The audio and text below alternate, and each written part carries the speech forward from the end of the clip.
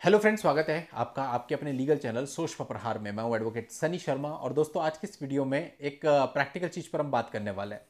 देखिए, कई बार होता है कि कोई व्यक्ति मैरिड है और उसकी शादी चल नहीं पाई, और कई मामलों में जो पार्टनर होता है वो उसको छोड़ करके अलग रह रहा है। 4 साल अलग रह रहा, 5 साल 6 साल तक अलग रह रहा है। फिर क्या होता है कि एक पार्टनर आगे मूव ऑन हो जाता है, किसी के साथ रिलेशनशिप में आ जाता है और उससे शादी भी करना चाहता है। अब जो पहला वाला पार्टनर है जो दूर रह रहा है, उसको पता चलता है कि भाई ये इसके साथ जा रहा है, तो उसको होने लगता है कि नहीं भाई, अब तो मेरे अधिकार खत्म हो रहे हैं, और वो आपको प्रेशर बनाने लगता है कि साथ में रहना है। अब कहते भाई, अब ये कैसे पॉसिबल है? 5-6 साल से तो आप अलग हो, आपको कुछ पता ही नहीं है मेरे बारे में, और अब आप आ गए जब मैं आगे मूव ऑन हुआ, तो आप भी अब उसके साथ में नहीं रहना चाहते हो। लेकिन आपका पार्टनर कहता है मैं तो आपको डाइवोर्स दूंगी नहीं या दूंगा नहीं, आप आगे कैसे बढ़ोगे मैं भी देखता हूं या देखती हूं। तो फिर ऐसे में आदमी के लिए प्रॉब्लम क्रिएट हो जाती है, क्योंकि 5-6 साल तो ऑलरेडी निकल चुके। अब शादी हुई, कुछ समय साथ भी रहे होंगे, 5-6 साल सेपरेशन को भी हो गए, तो एज फैक्टर वैसे ही आपका ज्यादा होगा, 37-38 तक आप पहुंच चुके होंगे। अब आपको आगे, और वो बोलती है कि डाइवोर्स नहीं दूंगी, फिर आप डाइवोर्स डालते हो, उसमें टाइम लगेगा बहुत, हो सकता है 4 साल, हो सकता है 5 साल, हो सकता है उससे भी ज्यादा। तो फिर तब तक तो आपकी एज बहुत ही ज्यादा हो जाएगी, और जिस पार्टनर के साथ आप आगे बढ़ने वाले उसकी भी एज बहुत ज्यादा हो जाएगी। तो अब कई बार ऐसा प्रश्न आता है कि साहब मैं किसी और के साथ रिलेशनशिप में हूं, उसके साथ ही मेरा सब जुड़ाव है, उसके साथ ही रह रहा हूं, लेकिन जो मेरी पहली पत्नी या पहला पति है वो मेरे को परेशान कर रहा है। अब डाइवोर्स का केस मैंने नहीं डाला है, तो अब क्या मेरे ऊपर कोई कार्रवाई हो सकती है इस बेस पे कि मैं बिना डाइवोर्स के इस लड़की या इस लड़के के साथ रह रहा हूं?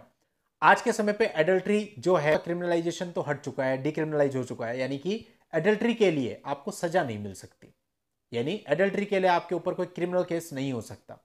तो मेरे हिसाब से ऐसे में आपके ऊपर ज्यादा कोई दिक्कत नहीं है। मान लेते हैं अगर आप हस्बैंड हैं, तो पत्नी क्या कर सकती है अपनी तरफ से? केवल एक मेंटेनेंस का केस कर सकती है, क्योंकि 5 साल सेपरेशन को हो गए हैं, 498 है तो वैसे भी दर्ज अब नहीं होगा।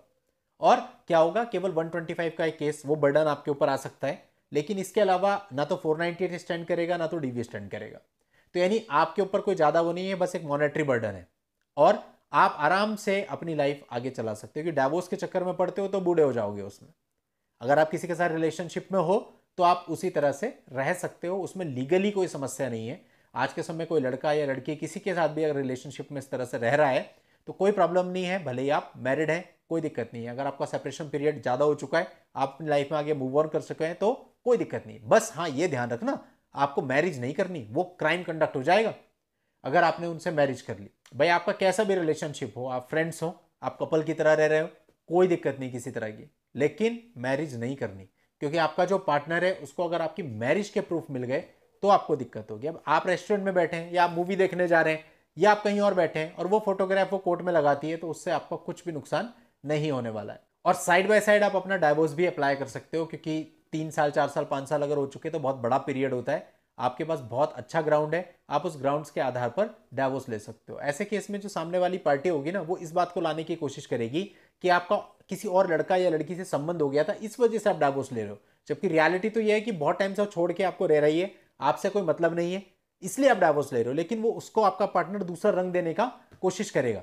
तो ऐसे में आपको यह ध्यान रखना है कि जिसके साथ भी अभी आप रिलेशन में हो, उसके साथ किसी भी तरह की फोटो वीडियो कोशिश करो कि आपकी ना जाए।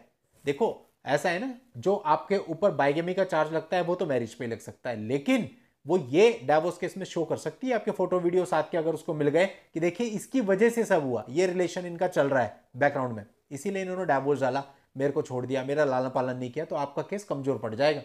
इसलिए कोशिश ये करनी चाहिए कि यदि आपका डाइवोर्स का केस चल रहा है और आप किसी के साथ रिलेशनशिप में मीनवाइल आ गए हैं, तो आपको सोशल मीडिया से दूर रहना है, व्हाट्सएप से दूर रहना है, किसी भी प्रकार का आपको फोटो वीडियो नहीं खिंचवाना है, और आपको कहीं पे भी कुछ भी पोस्ट नहीं करना। आप ये समझ के चलें जब तक कि एक तरफ से आपकी चीजें फाइनल ना हो जाए। बस यही चीज अगर आप ध्यान में रख के चलेंगे तो आपको कोई प्रॉब्लम नहीं है, और आप अपनी लाइफ आसानी से जी सकते हैं। चलिए दोस्तों, आज की इस वीडियो में इतना ही। नेक्स्ट वीडियो में नई जानकारी के साथ मैं आपसे फिर मिलता हूं, तब तक के लिए good bye and thank you for watching.